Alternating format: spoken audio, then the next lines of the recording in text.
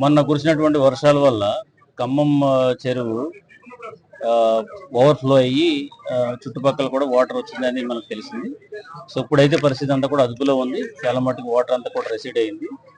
So present ఏంటంటే అసలు ఇప్పుడు ఏ ప్రాంతాల్లో అయితే మనకి మునక గురైనాయో అవి చూడటానికి, తర్వాత పంట పొలాలు ఏవైతే మనకి మునక గురైనాయో వాటి ఎన్యూమరేషన్ ఎట్లా చేస్తారని తెలుసుకోవడానికి, సో అదే విధంగా మనకి ఏదైతే ఈ గవర్నమెంట్ రిలీఫ్ యాక్టివిటీస్ కింద ఏమైతే మనకి అందజేసిందో అవి సరిగ్గా అందుతున్నాయా లేవనేది పరిశీలించడానికి, సో ఈ పర్పస్లో ఇక్కడికి రావడం జరిగింది.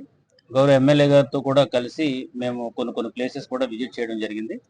అయితే ఇప్పుడు ఈ వాటర్ ఇంకా ఒక ఏరియాలో ఇంకా ప్రవహిస్తుందని తెలిసింది. అయితే ఆల్టర్నేటివ్ రూట్స్ అని అరేంజ్ చేశారు. ఈ రోజుకైతే ట్రాన్స్పోర్ట్ ఎస్టాబ్లిష్ అయిపోయింది. తర్వాత పవర్లో ఈ ఇష్యూస్ లేవు. ఎన్యూమరేషన్ జరుగుతుంది.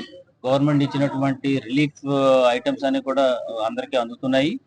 సో ఎన్యూమరేషన్ కూడా మనకి ఈ హౌసెస్ నాట్ ఓన్లీ అగ్రికల్చర్, మిగతా అన్ని కూడా roads, panchayat roads, R&B roads, ఇవన్నీ కూడా ఎన్యూమరేషన్ జరుగుతున్నాయి.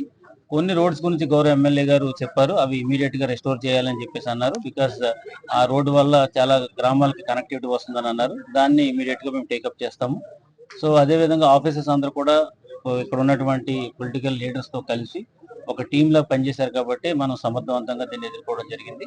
సో రాబోయే రోజుల్లో కూడా ఇప్పుడు ఈ డ్యామేజ్ అంతా కూడా ఎస్టిమేట్ చేసి ఎక్కడ ఏమి మన రెస్టోరేషన్ చేయాలో అవన్నీ కూడా చేస్తామని సందర్భంగా తెలియజేస్తాం.